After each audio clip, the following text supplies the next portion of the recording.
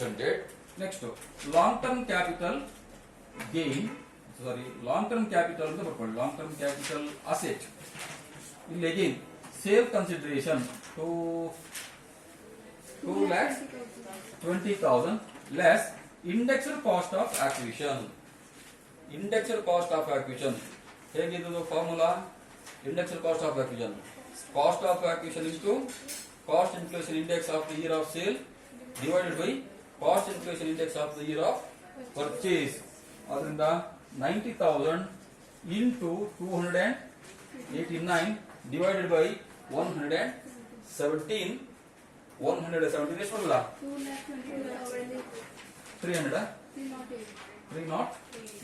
2,22,308.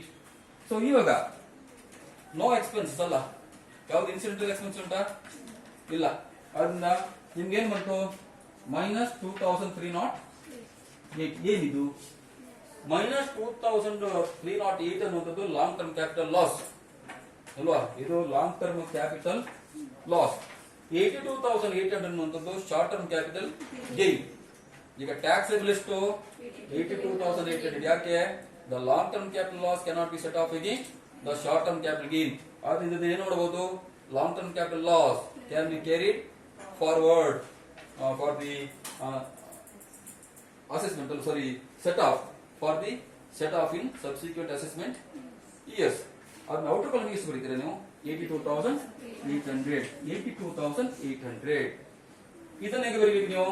₹2,308. That is a long term capital loss can be carried forward. ಇಲ್ಲೇ ಬರೀಬಹುದು ಅಥವಾ ಪ್ರತ್ಯೇಕ ನೋಟ್ ಅಲ್ಲಿ ಬರೀಬಹುದು. ಅರ್ಥಾಯ್ತಾ?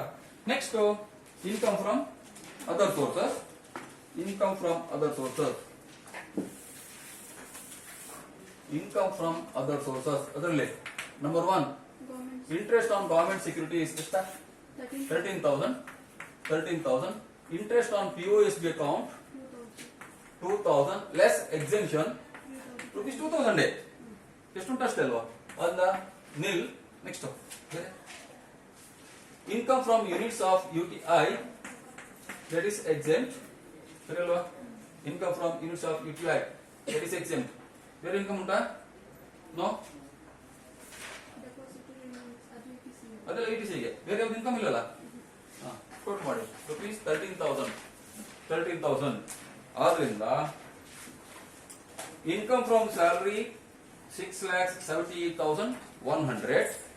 Income from house property 20,790. Business income nil. Capital gain 82,800. and income from other sources 13,000. hence the gross total income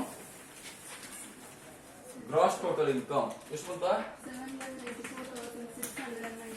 7,94,690 gross total income less general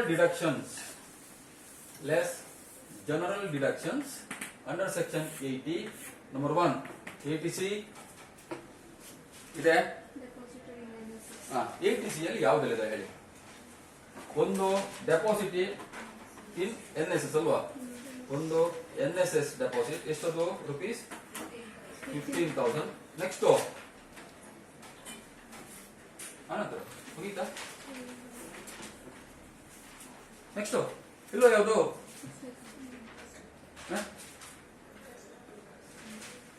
ಯಾವ್ದಿದೆ next ATC ಅಲ್ಲಿ? Interest on ಯಾವುದು? POSB. ನಾನು ಕೇಳಿದ್ದು ATC ಅಲ್ಲಿ ಇನ್ಯಾವುದು deductions ಇದೆ ಅಂತ ಹೇಳಿ. ATC ಅಲ್ಲಿ ಒಂದು ಡೆಪಾಸಿಟ್ ಇನ್ NSS ಅಂತ ಇದೆ 15,000. ಆನಂತರ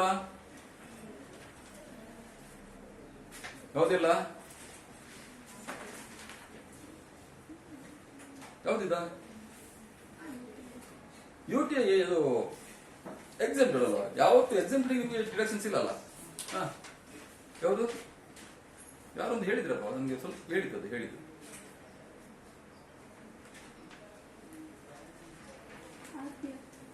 RPF contribution by the employee ಎಷ್ಟು ಕಾಂಟ್ರಿಬ್ಯೂಟ್ ಮಾಡಿದಾನ? 14% ಆಫ್ ಬೇಸಿಕ್ ಪ್ಲಸ್ DA. ಎಷ್ಟು? ಹೇಳಿದ್ರಲ್ಲ ನೀವು 14% of basic plus D A 4,20,000 14%, 58,000 ಎಷ್ಟ 800 ಅಲ್ಲ 58,800.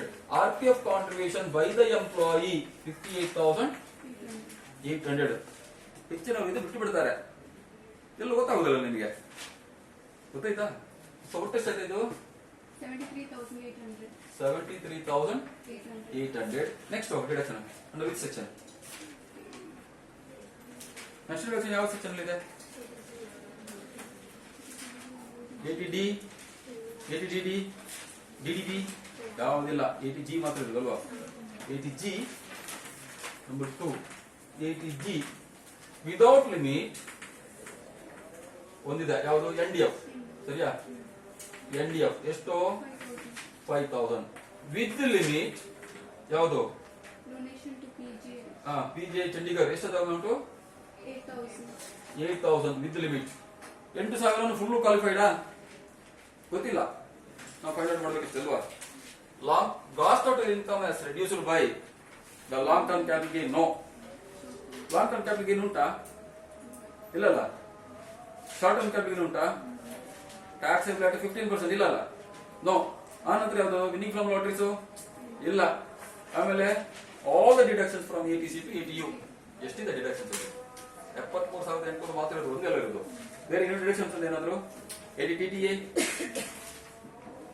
ಇಂಟ್ರೆಸ್ಟ್ ಆನ್ POS ಅಕೌಂಟ್ ಮಾತ್ರ ಇರೋದಲ್ಲ, ಸೊ ATTTA ಬರೋದಿಲ್ಲ. ಆದ್ರೆ ಇದು ಡಿಡಕ್ಷನ್ ಮಾತ್ರ. ಒಟ್ಟು 1 ಲಕ್ಷ ಹೋಗ್ಲಿ, 1 ಲಕ್ಷ ಹೋದ್ರೆ ಎಷ್ಟಾಗ್ತದೆ? 6 ಲಕ್ಷ ಅಂತ ಹೇಳ್ಕೊಳ್ಳಿ. ಅದ್ರ 10% ಎಷ್ಟಾಯ್ತು? 60,000. ಅರ್ಥ ಆಯ್ತಾ? ಆಗ ನಿಮ್ಗೆ ಬರಿಬಹುದು ರೆಸ್ಟ್ರಿಕ್ಟೆಡ್ ಟು 10% ಆಫ್ ATI. ಇಲ್ಲಿ ಅಷ್ಟೇ ಬರ್ತದೆ, 8,000 ಆರ್ 10% ಆಫ್ ATI ವಿಚ್ ಎವರ್ ಇಸ್ ಲೀಸ್ಟ್. ಸೊ ಲೀಸ್ಟ್ ಯಾವುದು? 8,000ನೇ. ಆದ್ರಿಂದ donated amount 8,000, qualified amount 8,000 and also deductible amount 8,000 because the rate of deduction is 100%. ಸರಿಯಾ? ಅದರಿಂದ ಇಲ್ಲಿ 5,000 ಡಿಡಕ್ಟಿಬಲ್, ಇಲ್ಲಿ 8,000 least. So total amount deductible how much? Under section 80D rupees 13,000. ಇದು ಒಂದು ವೇಳೆ ಚಾರಿಟೇಬಲ್ ಇನ್ಸ್ಟಿಟ್ಯೂಷನ್ ಆಗಿದ್ರೆ donation to charitable institution rupees 8,000. ಹಾಗೇನ್ ಮಾಡ್ತೀರಾ ನೀವು?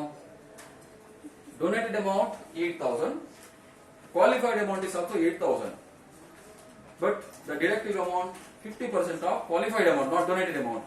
ಇಲ್ಲಿ ಬರುವಾಗ ಇಲ್ಲಿ ಆದ್ರೆ 50% of donated amount, 100% of donated amount. ಗೊತ್ತಾಯ್ತು? ಅಲ್ಲಿ ಕ್ವಾಲಿಫೈಡ್ ಅಮೌಂಟ್ ಅಲ್ಲ. So total deduction under section 80G 13,000. ಅಂದ ಓವರ್ ಆಲ್ ಡಿಡಕ್ಷನ್ ಎಷ್ಟು ಬರುತ್ತೆ? 86,800. ಸೊ 86,800 ಲೆಸ್ ಮಾಡ್ಕೊಂಡ್ರೆ 7,07,890, 7,07,890 ಏನಿದು? That is total income or taxable income. Total income or taxable income.